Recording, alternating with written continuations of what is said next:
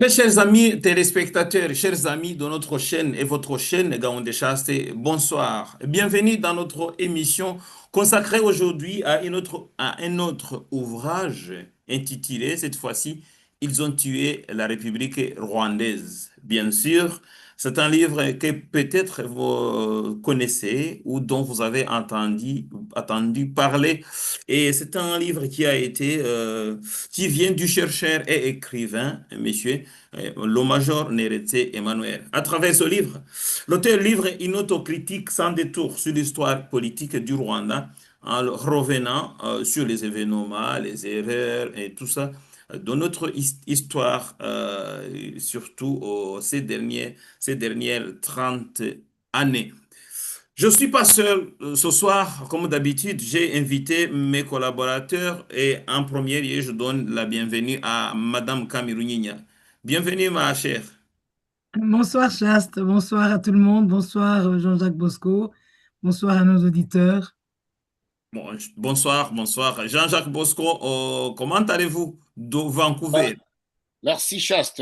Bonsoir Madame Ekami Racher Kuninya. Bonsoir Chaste Gahundi. Bonsoir également à nos auditeurs. Ici à Vancouver, nous allons très très bien. Il fait beau ici à Vancouver. Ah oui, également, nous aussi également. Sauf que nous, je crois que ça commence à dépasser. On est au-delà de 30 degrés, ça commence à faire, ça commence à faire des dégâts. Alors, OK. Donc, ce soir, on s'était convenu qu'on allait parler de ce livre. C'est un ouvrage très intéressant, aussi qui parle de notre histoire, hein, l'histoire de la République rwandaise. Et là, on va faire une autocritique, comme il le dit dans ce livre. Mais avant tout, je vais d'abord demander à l'auteur lui-même de nous présenter son ouvrage. Et ça n'a pas été possible qu'il soit avec nous ce soir, mais quand même, il nous a envoyé un message qu'il convient d'écouter. Alors, je vous invite à suivre cette petite présentation.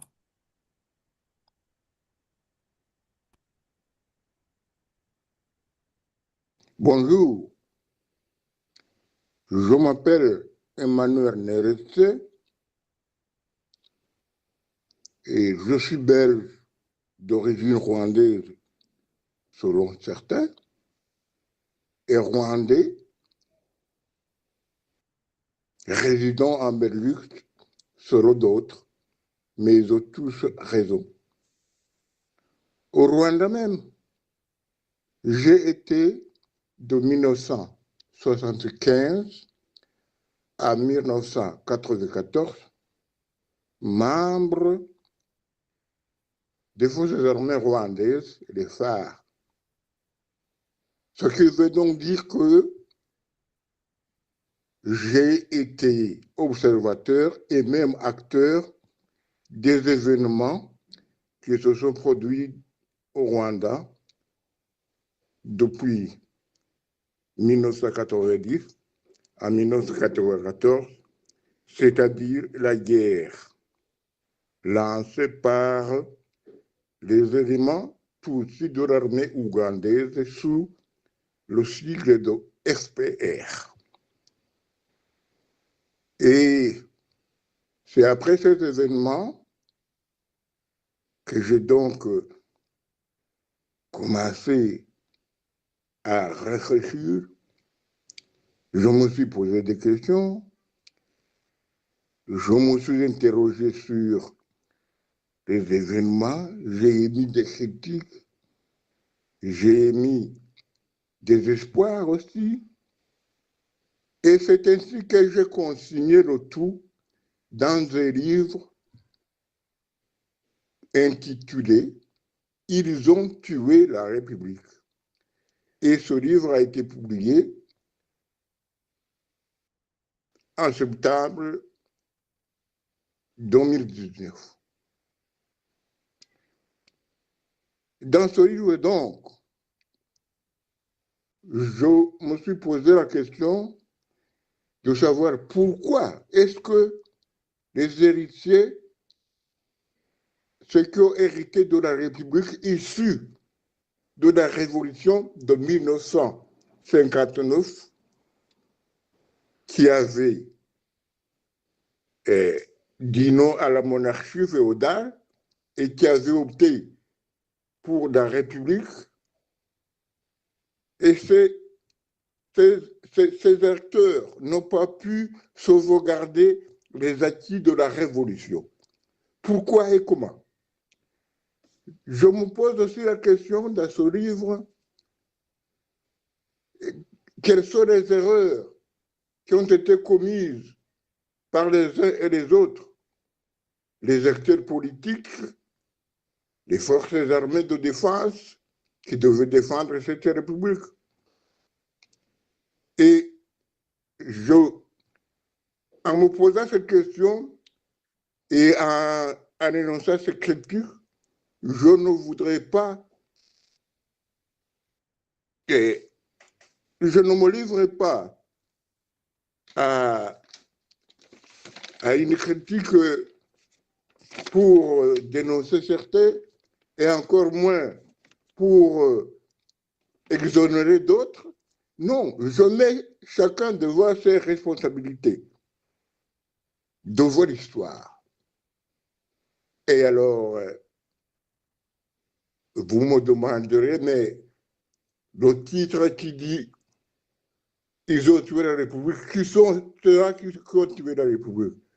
Moi, je les classe dans 3 catégories. Et c'est ce que j'ai conseillé dans mon livre. Il y a d'abord ceux qui voulaient que cette République naît après 59, et ceux qui voulaient qu'elle meure, c'est-à-dire les nostalgiques du régime féodo-monarchique renversé en 59. Et là, ce sont les descendants de ces monarchistes qui ont repris le pouvoir en 1994 et qui ont installé au Rwanda un régime quasi féodo-monarchique comme vous en connaissez. Bon, ils ont tué la République parce qu'ils voulaient qu'elle meure. Mais aussi, ont tué la République ceux qui, par erreur, par incompétence ou même par traîtrise, ont permis à ces descendants des féodaux monarchiques de tuer la République. Et aussi, ils ont participé à la mort de la République. Et troisièmement, il ne faut pas fuir la responsabilité. Ce sont les forces de défense qui n'ont pas pu, peut-être par faute de moyens ou par mauvaise stratégie ou par mauvaise appréciation, ils n'ont pas pu défendre la République comme ils en avaient juré et même au prix de leur sang. Et voilà, c'est ce que j'ai consigné dans ce livre. Et en très peu de mots, c'est une analyse critique, mais aussi je forme en terminant l'espoir et toujours sous forme de question en me demandant est-ce que les jeunes générations qui ont constaté l'état actuel du Rwanda où règne encore une monarchie féodale et qui a remplacé la République, qu'est-ce qu'ils souhaiteraient au Rwanda si jamais le peuple parvenait à encore y installer une république démocratique et souveraine comme celle qui a été installée avec la révolution de 1959, mais qu'ils ont tuée. Voilà, je vous remercie.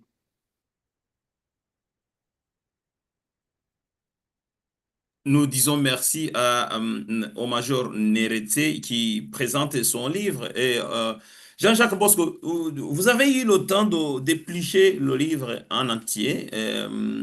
Madame Kamiruninia aussi est au courant du livre. Et là, aujourd'hui, nous voulons en parler. Qu'est-ce que vous pensez de ces 3 catégories dressées par l'auteur lui-même, notamment ceux qui voulaient que la République ne naisse jamais, et c'est là même qui la voulait voir morte, en fait. Et puis, il y a ceux-là qui avaient la responsabilité de la défendre. Et puis, il y en a d'autres aussi qui avaient d'autres, peut-être, d'autres idées derrière, qui croyaient qu'ils allaient améliorer la situation, mais qui ont vu la chose mal tourner. Qu'est-ce que vous pensez de cette catégorisation, tout d'abord? Oui, Chaste, merci beaucoup de poser la question. D'abord, je dois brandir, comment appelle-t-on là, donc, le bravoure, sinon la sagacité et également la bonne présentation de ce livre. Ils ont tué la République rwandaise, l'histoire d'un retour à la féodalité Tutsi. Donc, c'est ça le livre.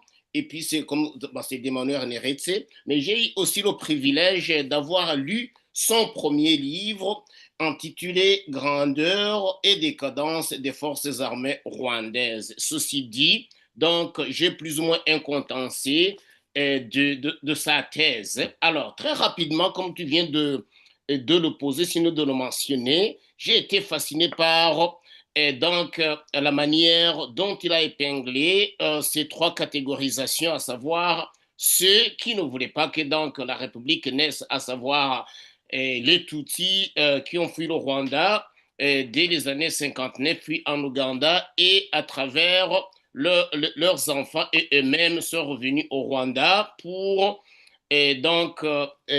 conquérir le Rwanda encore en 1994. Et puis la deuxième partie, c'était donc qu'il a mentionné, c'était les erreurs des politiciens, à savoir d'abord les politiciens de la Première République, donc du temps du président Grégoire Kayibanda, et également beaucoup plus sur la Deuxième République dirigée par le général-major Juvenal Abiyarimana et donc ses amis qui ont sapé pratiquement donc la République rwandaise, plus aussi les partis d'opposition qui ont surgi dans les années 91 jusqu'en 94, quand donc le Rwanda, sinon cette République démocratique est tombée. Et enfin, bah, j'ai beaucoup aimé aussi qu'il touche à la faiblesse, sinon donc aux erreurs des forces armées rwandaises que nombreux n'admettent pas. Mais lui, en tant que donc major dans l'armée régulière rwandaise qui a fini en 94, l'admet, et il était aussi, comme il le dit, acteur et également donc auteur donc de l'époque. Alors donc, partant de ma lecture, j'ai vu que c'est un livre donc très intéressant, très éducatif et très analytique. C'est cela que je peux donc dire comme quelqu'un qui l'a lu deux fois de suite. Merci beaucoup, merci beaucoup. Madame Kamiru Nyinya, vous suivez de près la politique rwandaise et puis vous suivez aussi l'évolution de l'histoire récente de notre pays. Est-ce que vous êtes d'accord que on est retourné à la féodalité au Rwanda? Ah oui, tout à fait. Tout montre qu'il n'y a plus de république, il n'y a pas de démocratie. Le peuple n'a rien à dire, il doit suivre à la baguette. Et voilà. Mais moi, je pense que c'est surtout dû au fait que, enfin, sûrement, je n'ai pas encore eu l'occasion de lire le livre de M. Nélété, qui, le connaissant, doit l'avoir bien écrit parce qu'il a une très belle plume. Mais je pense que déjà, à partir de 59, la République était très fragile. Était très fragile et les politiciens de l'époque n'ont pas su préserver ce qu'ils avaient pu, ce qu'ils avaient acquis, parce que très vite, il y a eu des divisions parmi ceux qui étaient ensemble, qui ont été ensemble pour faire tomber la monarchie. Et déjà, ça, c'est une première faiblesse qui a fait que quelques années plus tard, il y a eu le coup d'État qui a renversé la Première République. Et donc, la Deuxième République n'a pas non plus appris des erreurs. Enfin, je trouve qu'elle n'a pas compris, elle n'a pas appris complètement des erreurs de la Première République.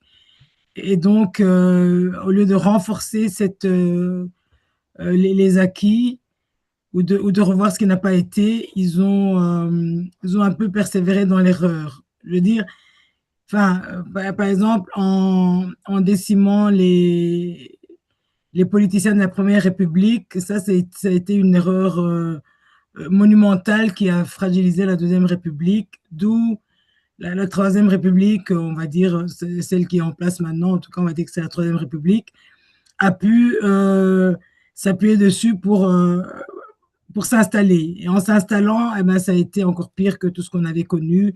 Ça a été une soi-disant république, mais en tout cas plutôt féodale. C'était plutôt... Donc oui, ce qui avait été acquis en 59 est parti petit à petit à cause des erreurs qui n'ont pas été corrigées à chaque fois que le régime changeait. Et donc voilà, donc Monsieur Neletse a bien mis le point sur ce qui n'a pas été, quoi. Oui, oui, merci beaucoup. En tout cas, je parlais à certains de nos compatriotes qui ont peur en fait de dresser le bilan parce qu'ils croient que leurs responsabilités seront ou seraient évoquées. Et il y en a pas mal aussi qui refusent de regarder la réalité et qui refusent de lire d'ailleurs, qui refusent de lire. Par contre, je voudrais leur donner un avertissement avant de lire ce livre, parce que certains pourraient dire, OK, comme c'est Emmanuel Neretse, un ancien des phares, peut-être que lui, il se dédouane et qu'il va mettre, il va coller l'étiquette aux autres acteurs. Je voudrais qu'on suive cet avertissement avant de lire ce livre.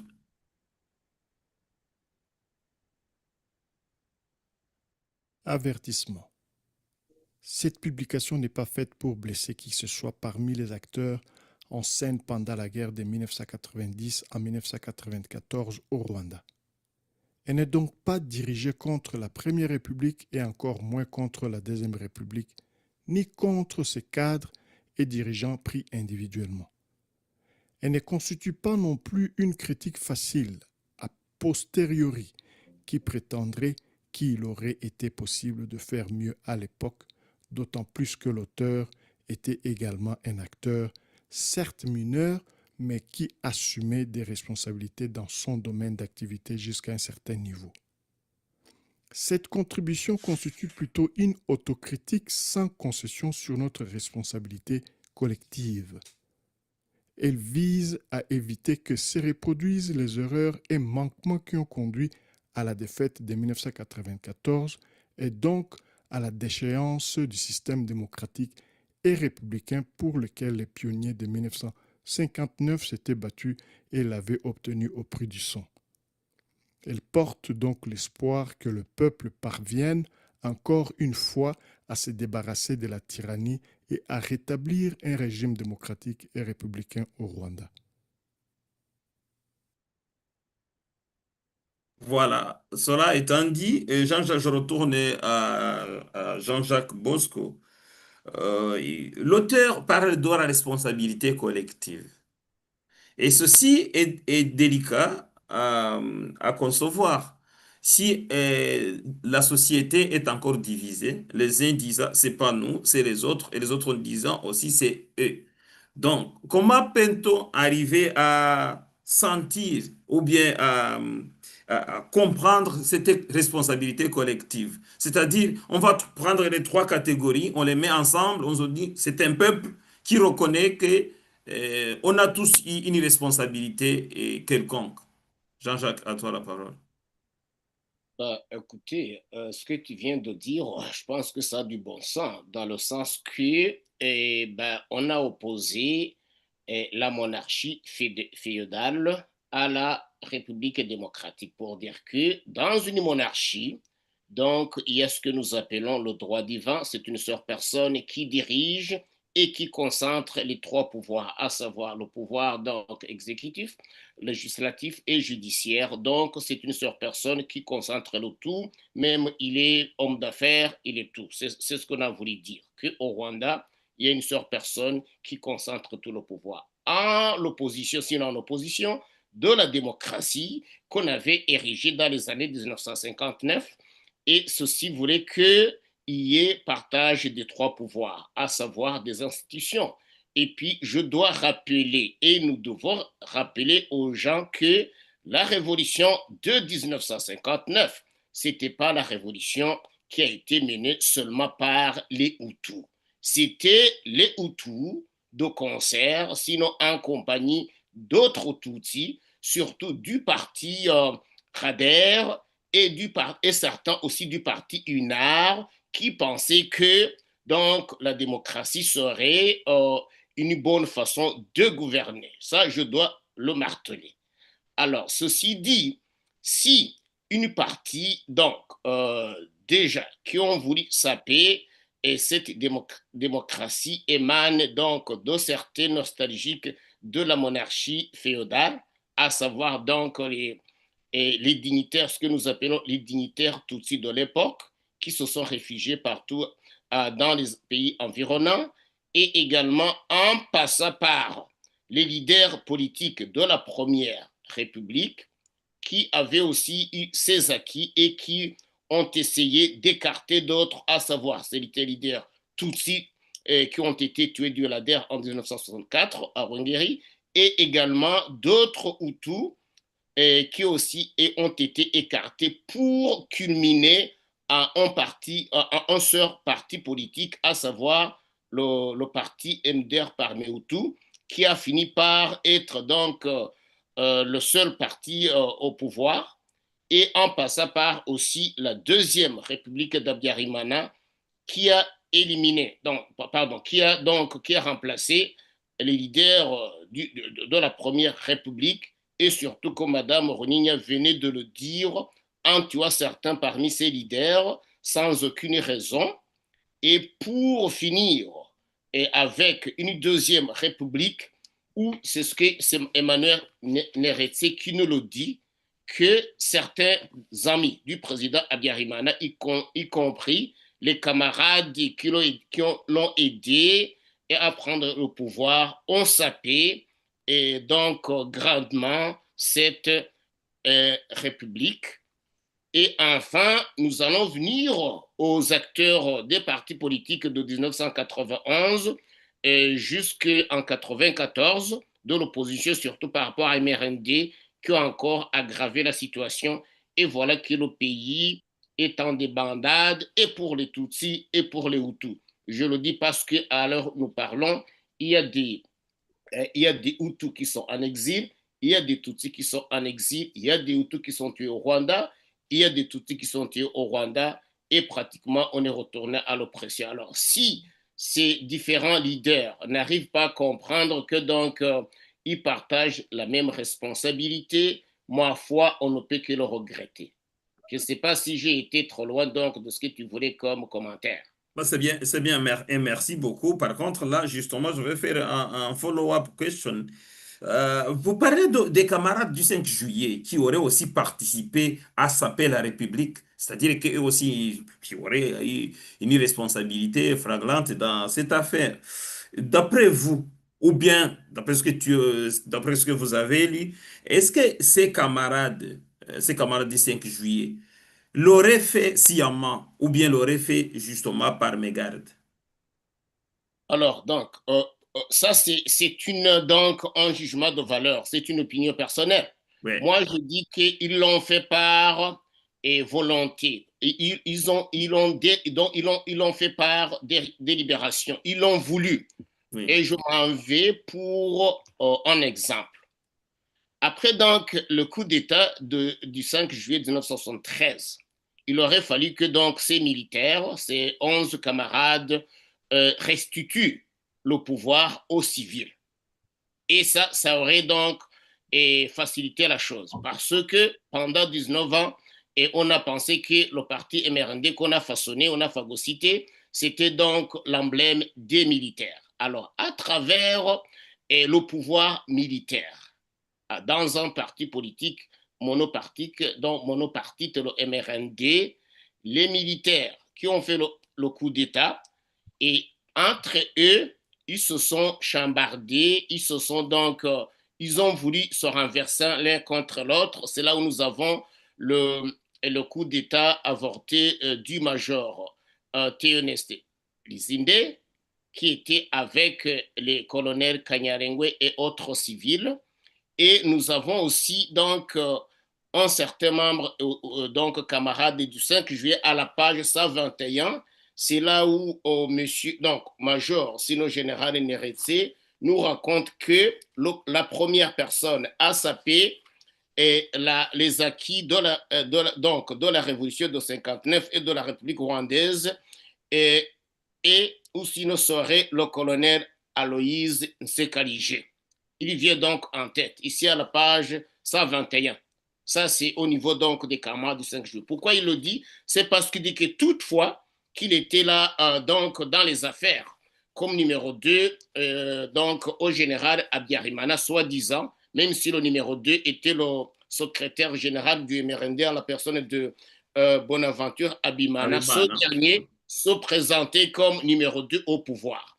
Alors, originaire d'Obushiru comme le président Abiyarimana, donc, et également promotionnaire d'Abiyarimana dans l'armée en 1960, lui, il n'a fait que désobéir celui qui était son président, et il n'a fait que le saper dans plusieurs domaines, à savoir le détournement de fonds, la désobéissance à son président, et même aller jusqu'à se vanter dans la région du Sud, en disant aux gens du Sud, il était, je pense, à Gitarama ou à Boutaré, en disant que vous, les sudistes, nous avons fait notre coup d'État les nordistes, alors vous également faites votre coup d'État si vous n'êtes pas content. Alors, dans un pays où il y a la convivialité, où il y a donc, comment appelle-t-on, la coexistence pacifique, donc des commentaires du genre montrent que c'est pour saper ce que nous avons appelé la République rwandaise, parce que tu es en train de dire à une partie donc du pays qu'elle n'est pas donc concernée ou elle n'est pas invitée à la gestion du pouvoir.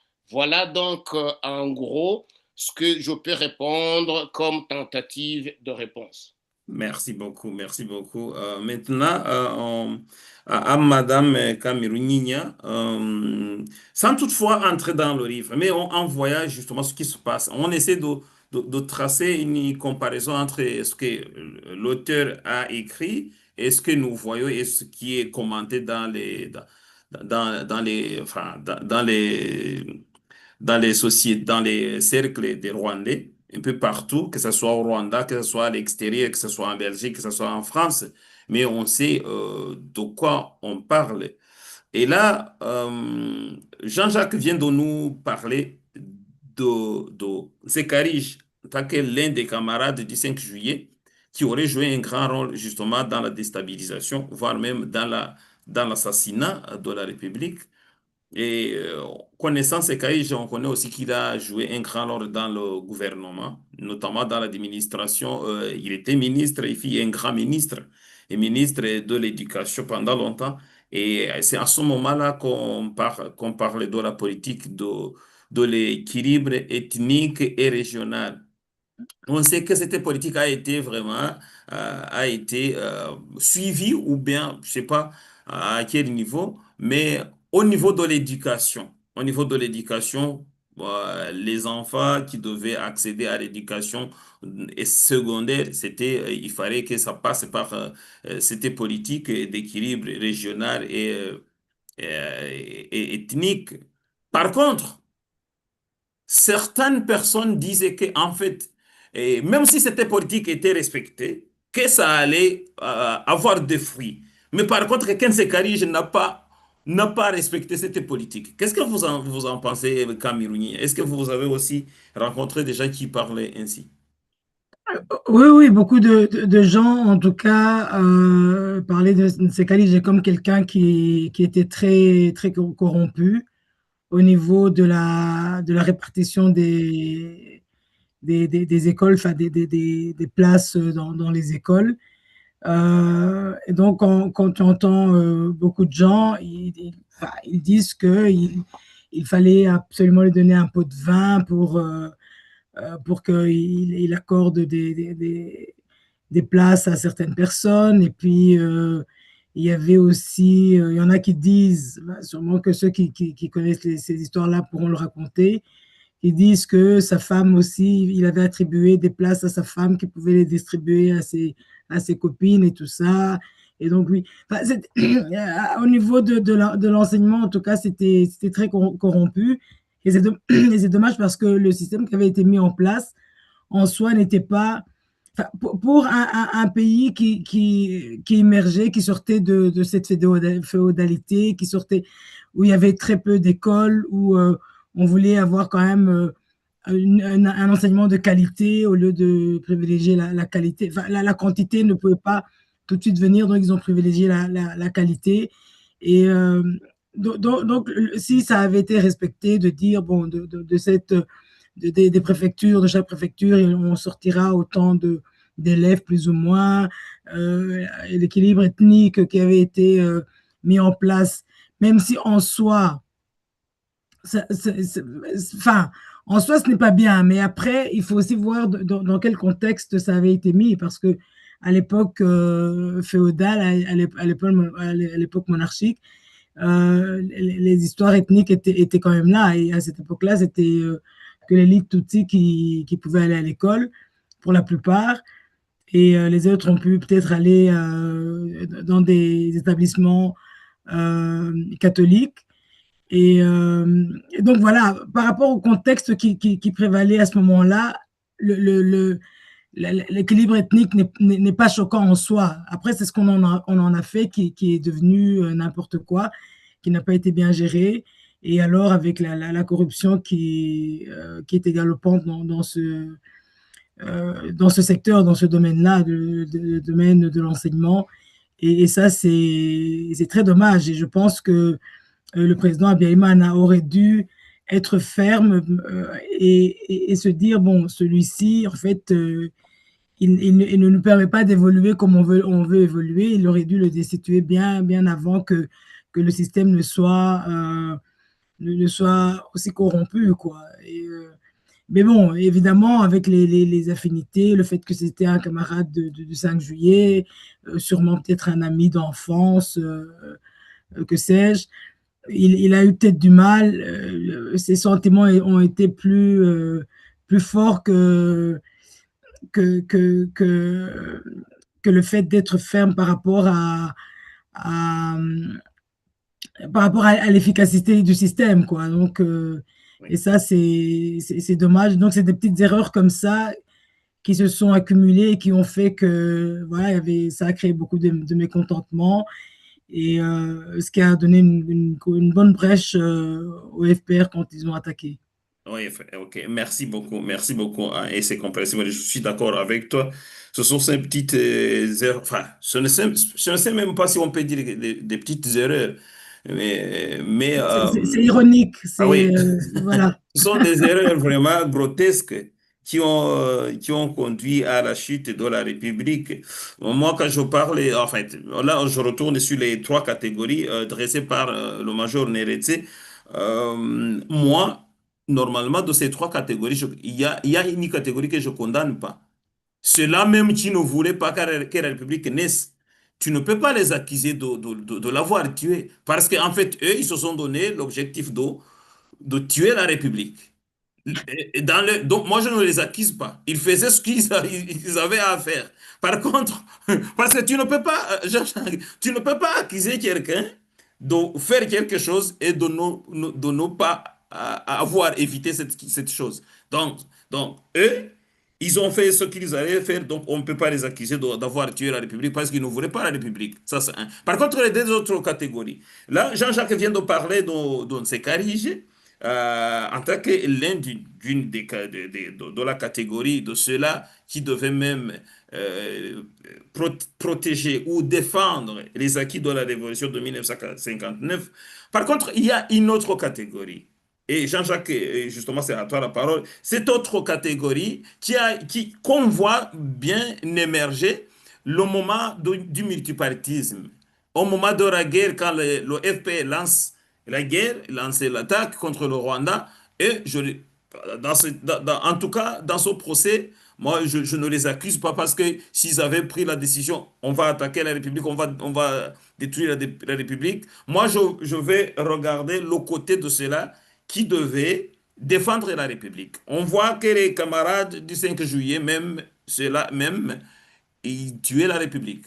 Il y a d'autres catégories de gens qui ont émergé pendant le multipartisme. Est-ce que Emmanuel Neretse en parle, Jean-Jacques Bosco? Ben, écoutez, je sais, ben, vous me suivez. Très rapidement, je dois rectifier une chose dans ce que nous venons de dire à propos de l'équilibre ethnique et régional. Et donc, l'équilibre ethnique et régional a commencé en 1972, sinon légèrement avant, avec la Première République, parce que du temps de Kayibanda, on pensait que les Tutsis avaient beaucoup étudié au détriment des Hutus. Et là, on avait commencé aussi pour que les gens qui nous écoutent ne pensent pas que nous sommes des amateurs ou des jeunes. Alors, aussi, Une seconde, je vais te demander une oui, seconde. En fait, il oui, faut que aussi les gens comprennent que l'équilibre, c'était bien. oui, Parce que tout à fait. si quelqu'un ne veut pas l'équilibre, c'est-à-dire qu'il prône pour le déséquilibre. Tout à fait, tout à fait. Et Madame Camille l'a très bien dit, l'équilibre n'est jamais mauvais. Et d'ailleurs, pour l'illustration, si on disait que les Tutsis actuels devaient partager le pouvoir avec les Hutus de façon équilibre, tout le monde serait content, même si ce serait la monarchie. Pas de problème. Alors, très rapidement, en 1979, du temps du ministre Moutembe Rézi Pierre Claver, c'est là où le comité central a voté cette fameuse réforme scolaire, 79.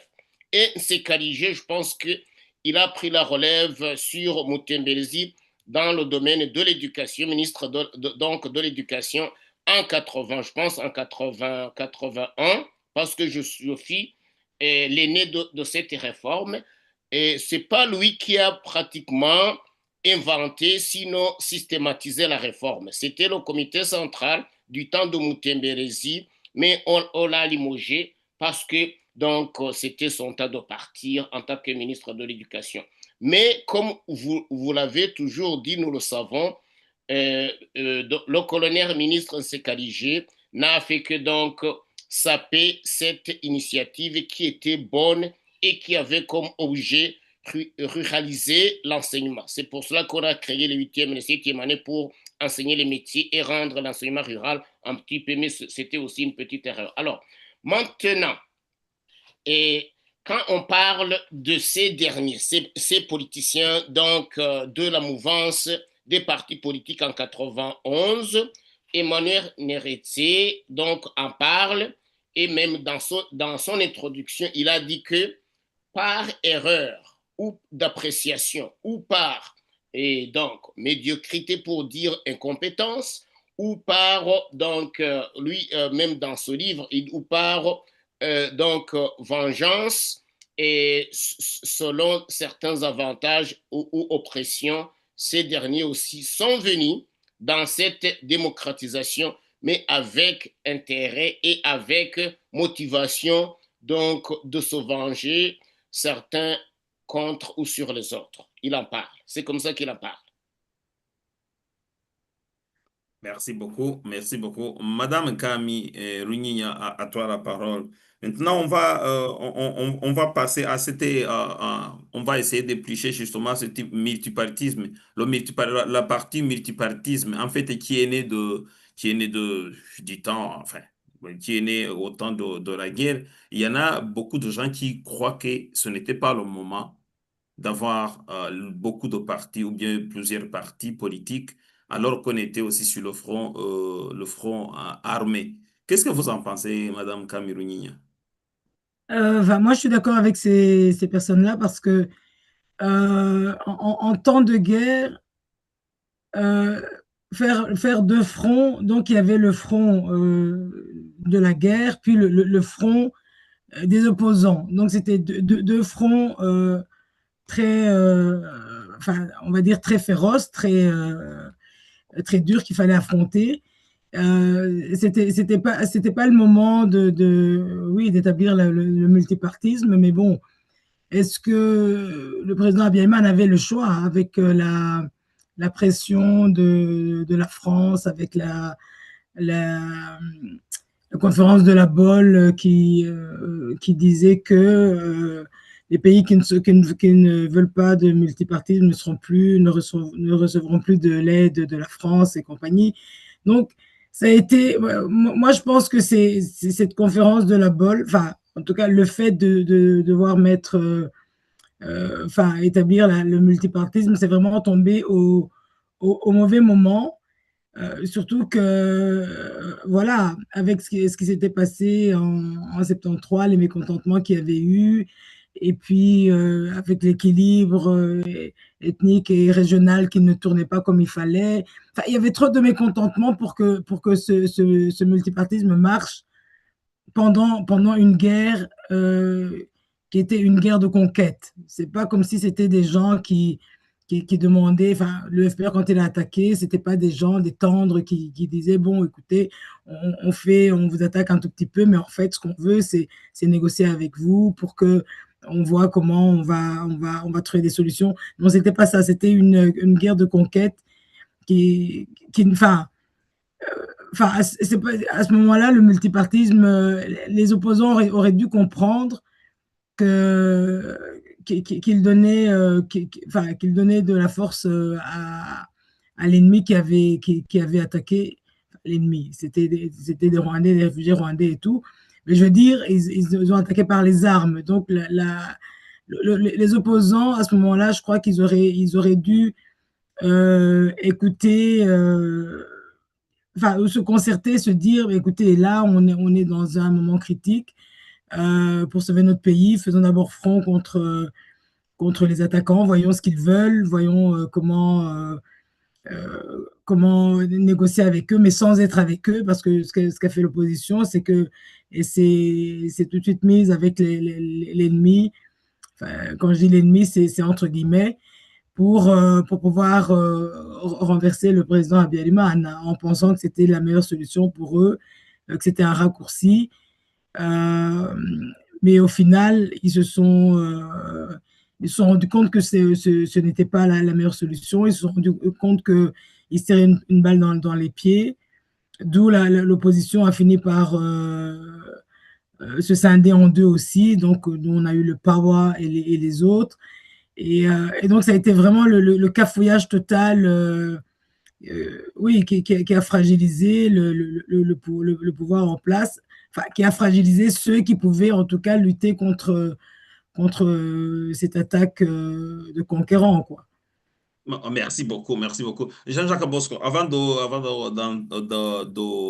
d'aller à la conclusion, Madame Cameruninya introduit un élément très important, la pression, la pression étrangère sur le régime en place, et notamment sur le président Habyarimana. Et là, ça me fait penser, ça me fait réfléchir. Les gens comme Mitterrand, ou bien les étrangers, en général, l'Occident, qui faisaient la pression comme quoi pour le respect de la démocratie, la restauration du multipartisme et ainsi de suite. Est-ce que ces gens-là, moi, je me dis que peut-être il faudrait créer aussi une catégorie pour eux. Est-ce que d'après ce que vous avez lu dans ce livre, vous croyez que Mitterrand et autres et l'Occident, est-ce qu'ils y rentrent dans l'une de ces catégories ou bien il faudrait qu'on dise au major Neretse, il faut créer une quatrième catégorie parce que voilà, il y a ceux qui ne voulaient pas la République, et voilà, et notamment le FPR et puis les Ignenzi et leurs descendants, et puis il y en a ceux qui devaient garder, défendre la République qui ne l'ont pas fait, et puis les autres qui croyaient qu'ils jouaient bien sûr la démocratie parce que c'était leur droit. Voilà, ils voulaient participer aussi au partage du gâteau national. Mais aussi, il y a une catégorie de l'Occident et des étrangers. À toi la parole. Ouais, donc, merci beaucoup. Je pense que certaines personnes se trompent sur certaines analyses en disant que c'est l'Occident, c'est la communauté internationale, c'est les États-Unis, c'est la France, c'est l'Angleterre qui fait basculer le monde et qui nous a causé tout ce malheur. Je pense qu'il devrait se détromper de ça. Donc, il y a certains leaders politiques, même ici, et dans la diaspora réfugiée, qui en parlent souvent, et surtout quand ils ont été du côté du FPR et qu'ils ont vu que donc c'était pas facile, ils ont voté par le pied fuir. Et moi, je suis totalement en désaccord parce que depuis le 15e siècle, en passant par 18e siècle, les années 60 de démocratisation, d'indépendance, toujours l'Occident a fait ce que nous appelons l'ordre mondial. Comment nous allons gouverner le monde, l'Amérique du Sud, l'Afrique, l'Asie, tout ça. Comment nous allons donc les dominer? Comment nous allons exploiter les matières premières? Il n'y a pas de colonisation, on change dans ce qu'on appelle le néocolonialisme. Donc, que ces derniers se détrompent. Pourquoi? Parce que le garde les pays du Sahel, à savoir le Burkina Faso, le Mali et le Niger, ont bouté dehors la France et ils s'en sortaient très très bien. Bon, en ce qui concerne le Rwanda, donc le major que j'appelle le général Neretse en parle. Il dit que la Belgique a joué un rôle très important, surtout avec les politiciens donc belges comme Jean Gol et comme donc d'autres ministres, pas Martins, et également comme les journaux et les journalistes belges Marie-France Cross et également l'autre dame. Et ils ont joué donc énormément le rôle du FPR et même dans les négociations d'Arusha, une partie de la Belgique où certains politiciens belges ont fait pression sur le président Abiyarimana. Et en parlant de Mitterrand, pour Mitterrand, je n'en parlais pas beaucoup parce que lui, quand il a organisé la conférence de la BOL, il parlait à tous les présidents africains. Certains ont adopté la démocratisation, à commencer par le major Pierre Buyoya du Burundi et également d'autres pays donc, sont tombés dans ce que nous avons appelé les conférences, donc les conférences nationales, y compris le pays d'à côté, le Congo. Mais Le Zaïre dans le temps. le Zaïre d'antan de Mobutu. Mais ce que et puis, généralement, de façon générale, on a attaqué le Rwanda avec l'idée, par contre, d'occuper le Congo. Le Rwanda, c'était seulement un tremplin, c'était un passage.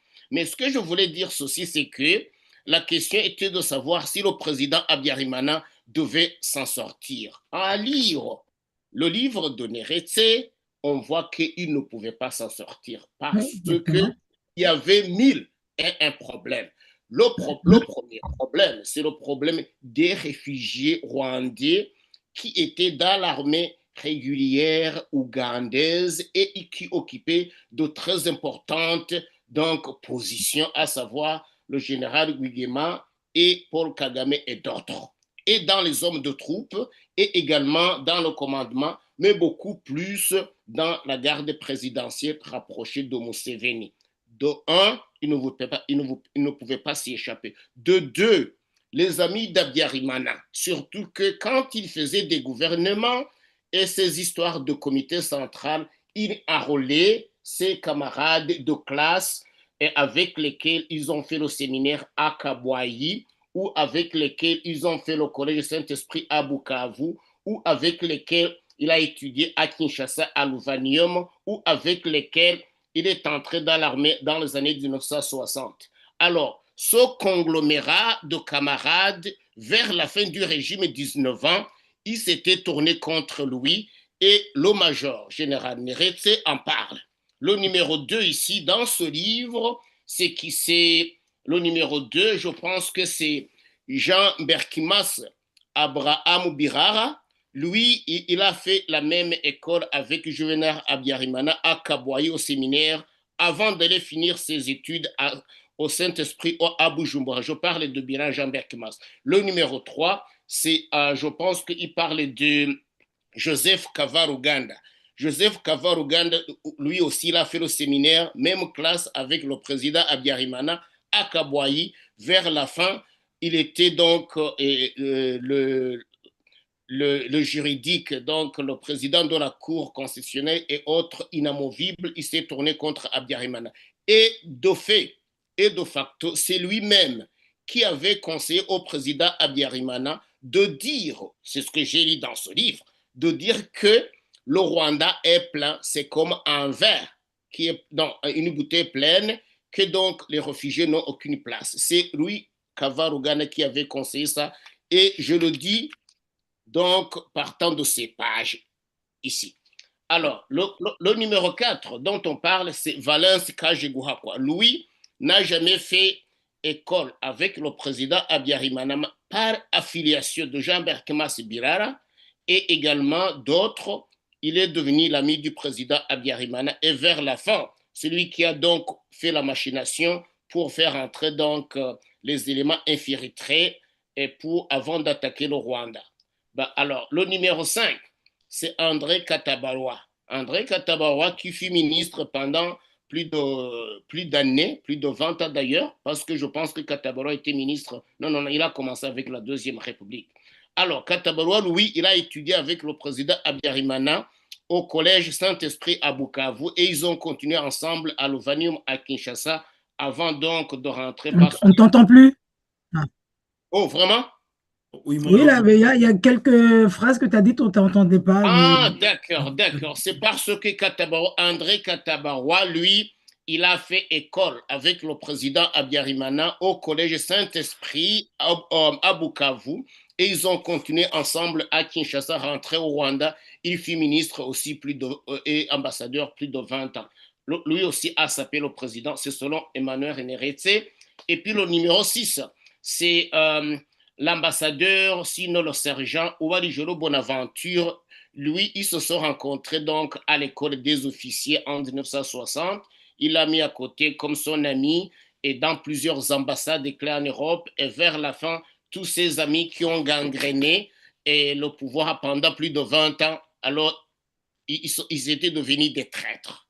Alors maintenant, vous vous souviendrez que la nuit du 4 octobre 1990, quand le FPR venait d'attaquer 3 jours après, on a fait ce théâtre des Ibjitso. Donc, on a appréhendé plusieurs personnes et ça aussi, ça a pratiquement balayé ce qui allait être l'unité nationale.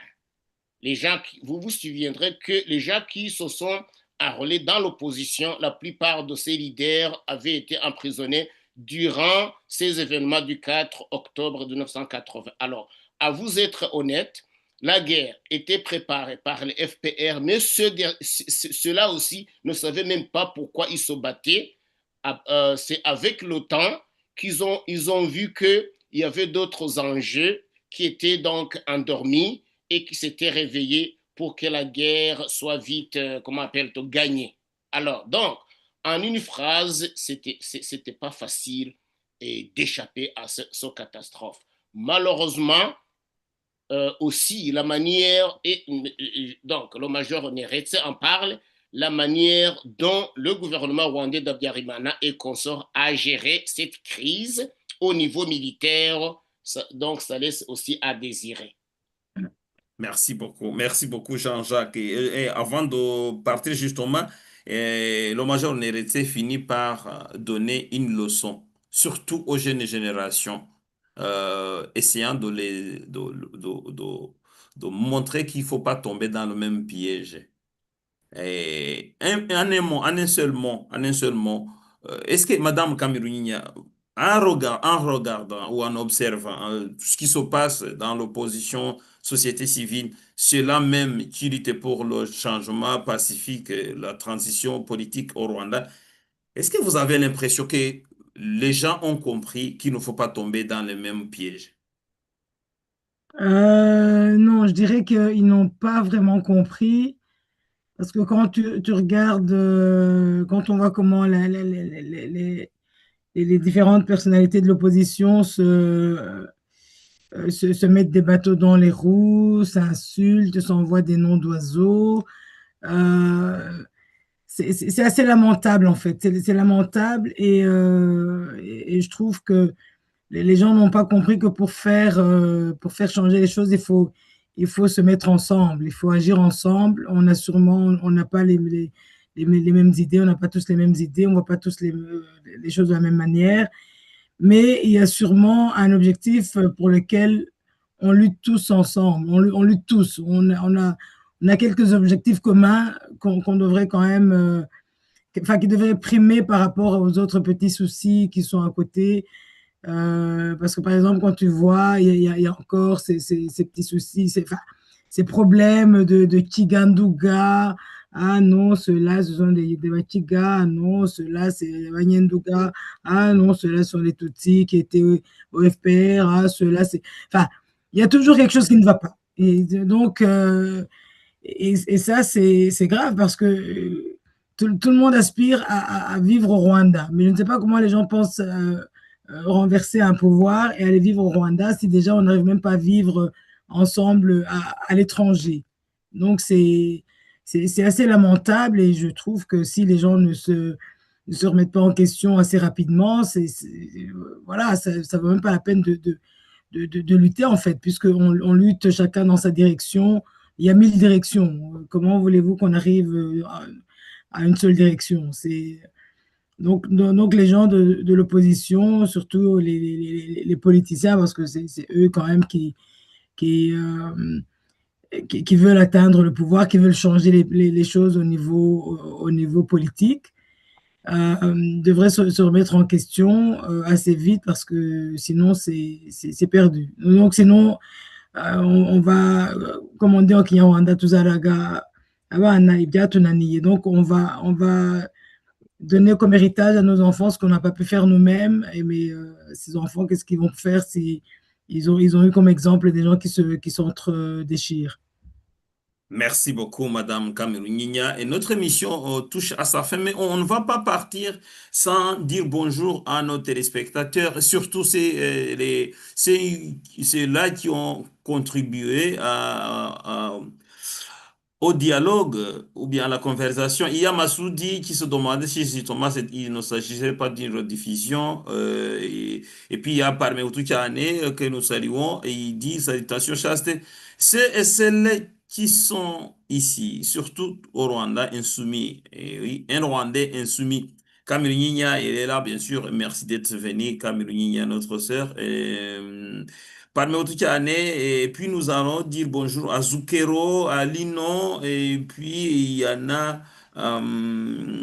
Lino a posé une question. Comment peut-on dire qu'il y a un équilibre ethnique alors qu'on parle du génocide des Tutsis, alors qu'on a perdu plus de 800 000 humains officiellement? Je ne sais pas. La question n'est pas trop compréhensible.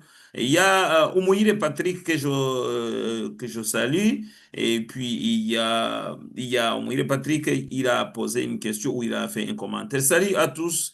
J'aimerais savoir si l'importance de la langue française dans les chaînes d'opposition, vous vous adressez à qui, pourquoi? Scovia avait raison. Écoutez, je crois que on vous a répondu justement. Cette chaîne n'est pas uniquement au Rwandais. Il faut aussi parler, il faut adresser la parole aussi aux autres qui ne sont pas rwandais ou bien aux autres qui parlent aussi d'autres langues. C'est pour cela on a Et pris. aussi Oui, oui, à vas-y. la jeunesse rwandaise qui ne parle pas Kinyarwanda, malheureusement. Si on ne veut pas apprendre à nos enfants notre langue pour qu'ils puissent nous comprendre, bah, il faudra bien leur parler dans les langues qu'ils connaissent, donc Ça, c'est dont le français. ça, c'est Comment très voulez-vous que la jeunesse connaisse l'histoire du Rwanda si on ne lui parle pas? et surtout que Écoutez aussi, mes chers collègues, en notre commentaire à propos de cette question. Je m'étonne toujours que ces Rwandais, surtout ces anciens qui nous dépassent en âge, n'arrivent même pas à se défendre quand il s'agit des interviews et Mhm. devant le monde international. Et le major Neretse l'illustre avec beaucoup d'éclat et brio. Il dit: quand la guerre contre le FPR a commencé, l'armée régulière rwandaise n'avait pas de porte-parole militaire. Alors, quand les journalistes belges ou étrangers arrivaient, on ne savait qui va donc parler au nom de l'armée et non seulement ça, Les gens donc ne savaient même pas comment s'exprimer en français. C'est écrit ici. Alors, mais quand vous voyez les gens du FPR, parfois, ils arrivent à se défendre très rapidement dans des langues étrangères, alors que, ben, j'allais dire les Hutus, mais n'arrivent même pas à s'exprimer. Oui, oui, c'est ça. Et ils ont fait des études universitaires et au Rwanda et à l'étranger. Je vais vous donner un exemple. Quand j'ai travaillé à la télévision, on a invité un certain juriste, il s'appelait Sebazungu. Il avait fini ses études à Rwanda, il était juriste et quelque part au ministère, on lui a dit, monsieur le directeur général, est-ce que tu peux nous donner un petit morceau en français?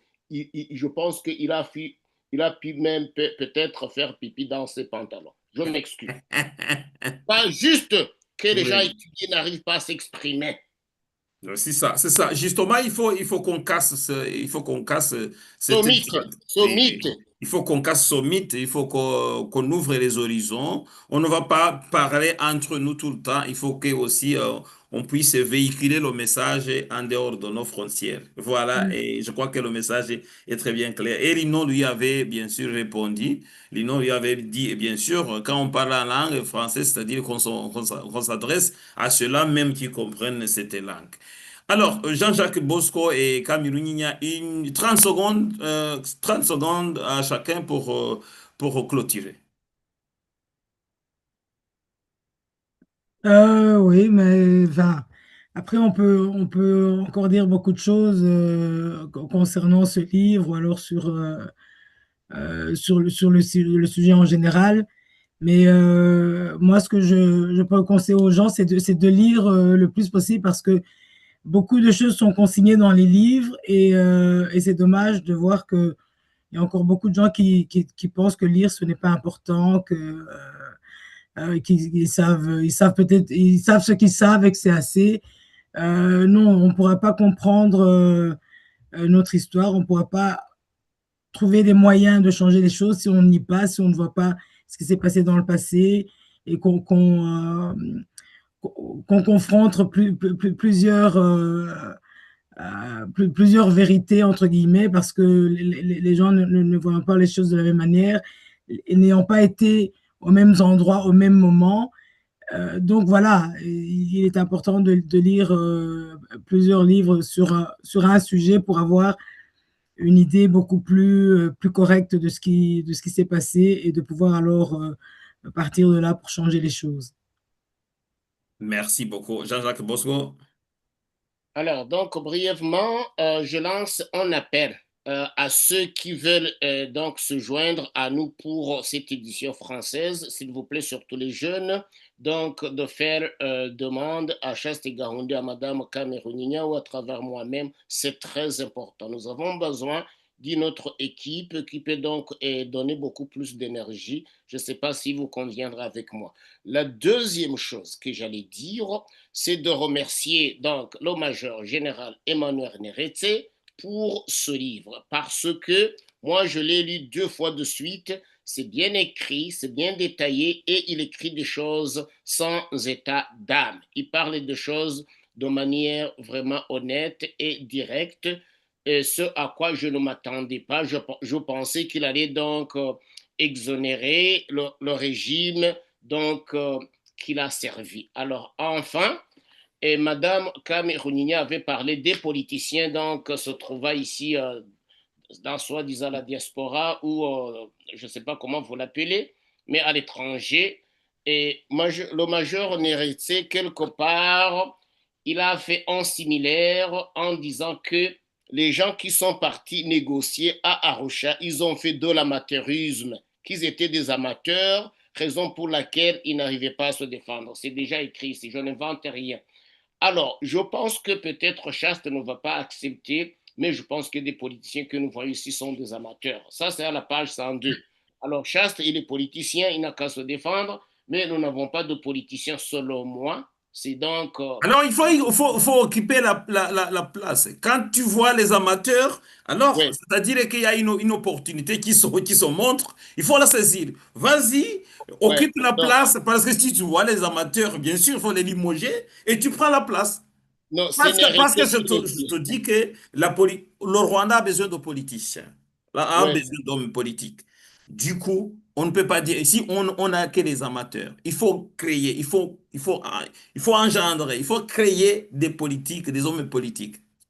Ben, je vous comprends. CNRD qui dit l'amateurisme lors des négociations d'Arusha, page 102. Mais Ah, moi, ça, ouais, ça c'est à Arusha, c'est pas ouais, aujourd'hui. ouais. Mais alors, j'ai fait un similaire avec nos politiciens et puis moi, je suis académicien. Parce que, selon moi, la définition de la politique, c'est l'art de rendre sa vieillesse en enfance. Tu es un vieux, mais tu penses comme un gamin. C'est comme ça que nous, les philosophes, définissons la politique, peut-être avec des nigromans, mais c'est comme ça. Alors, sur ce, je finis. Et merci beaucoup, Chaste, merci beaucoup, Akami. Alors, Chaste, tu peux conclure, hein?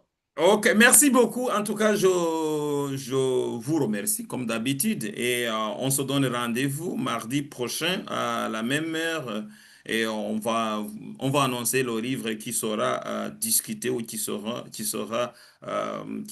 épluché ce jour-là. D'ici là, portez-vous bien, que Dieu vous garde et vous bénisse. Je vous aime bien, comme vous le savez, et à bientôt. Ciao, ciao. Au revoir. Au Au revoir, mon revoir. frère, au revoir, ma soeur.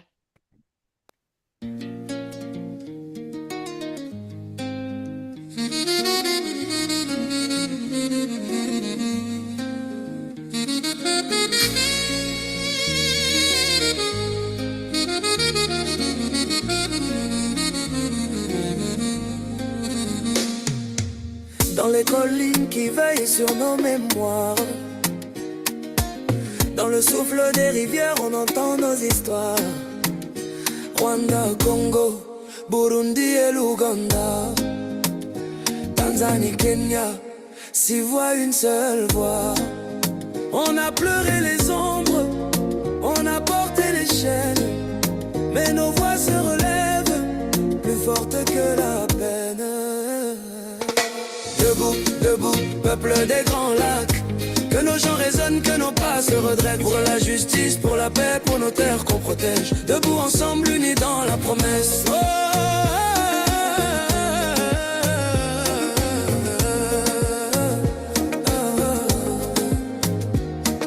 les montagnes murmurent les noms qu'on n'oublie pas. Les enfants rêvent d'un monde où la peur n'existe pas. De Kigali à Kampala, de Bujumbura à Goma, de Dar es Salaam à Nairobi, nos voix se lèvent à l'unisson là-bas. On marche pour nos droits, on marche pour nos frères, pour nos sœurs qui se relèvent pour un avenir meilleur. Dans les larmes du passé, nos mémoires se relèvent. Génocide des Tutsis, génocide des Hutus, que nul jamais ne soulève. Les cicatrices sont profondes, mais nos cœurs disent encore qu'aucune vie ne soit brisée pour le pouvoir ou l'or. Nos terres ont trop souffert du pillage des ressources. Que justice soit lumière et que l'histoire change de course. Pas de haine dans nos mains, seulement la vérité. Pas d'armes dans nos cœurs, seulement la liberté. Nos voix sont nos flambeaux, nos rêves sont nos routes. Et le monde écoutera un jour sans aucun doute.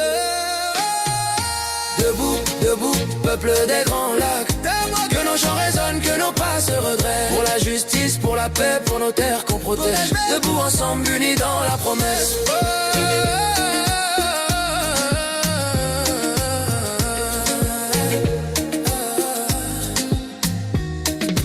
Debout, debout, peuple des grands lacs. Notre force est un fleuve, rien ne l'arrêtera. Rwanda, Congo, Burundi, Ouganda, Tanzanie, Kenya, un seul trac. Debout, unis, unis, debout, et la paix triomphera.